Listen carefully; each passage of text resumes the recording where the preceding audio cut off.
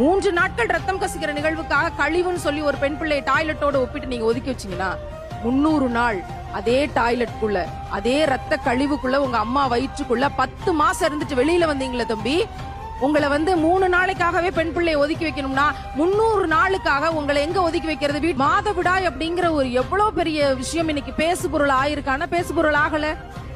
எல்லா நாட்டிலும் பெண் பிள்ளைகளை படிக்க வச்சு இந்த சேட்டலைட்டுக்கு அனுப்போமா, அந்த விண்வெளி ஓடத்துக்கு அனுப்போமான்னு போராடிட்டு இருக்கும் போது நம்ம நாட்டுல மட்டும்தான் பெண் பிள்ளைகளை இந்த கோயிலுக்கு அனுப்பலாமா அந்த கோயிலுக்கு அனுப்ப கூடாதாங்கிற அளவுக்கு இன்னைக்கு அது தீட்டுங்கிற பேர்ல மிகப்பெரிய அரசியலாக்கப்பட்டிருக்கு.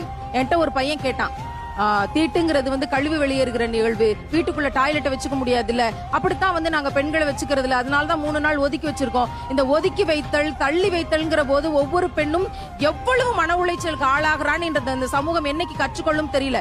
பேராற்றலின் அடையாளம் அப்படிங்கிற இந்த மாதவிடாயை இன்னைக்கு ஒதுக்கி வச்சிருக்கும் போது என்கிட்ட ஒருத்தன் கேட்டான்னு நான் சொல்ல வந்தேன். அதுதான் இப்ப கழிவு வெளியேறுது டாய்லெட், அதனாலதான் நாங்க உள்ள சேர்க்கறது இல்ல அப்படின்னு சொன்னா உடனே அவங்கிட்ட கேட்டேன், 3 நாட்கள் ரத்தம் கசிக்கிற நிகழ்வுக்காக கழிவுன்னு சொல்லி ஒரு பெண் பிள்ளையை டாய்லெட்டோட ஒப்பிட்டு நீங்க ஒதுக்கி வச்சீங்கன்னா 300 நாள் அதே டாய்லெட்குள்ள அதே ரத்த கழிவுக்குள்ள உங்க அம்மா வயிற்றுக்குள்ள 10 மாசம் இருந்துட்டு வெளியில வந்தீங்களே தம்பி, உங்களை 3 நாளைக்காகவே பெண் பிள்ளையை ஒதுக்கி வைக்கணும்னா 300 நாளுக்காக உங்களை எங்க ஒதுக்கி வைக்கிறது? வீட்டை விட்டு ஒதுக்கி வைக்கிறதா, இல்ல ஊரை விட்டு ஒதுக்கி வைக்கிறதா, இல்ல நாட்டை விட்டே ஒதுக்கி வைக்கிறதா, இல்ல பூமி பந்தை வச்சு அடிச்சு வெளியே பத்துறதா? எங்க பத்துறது?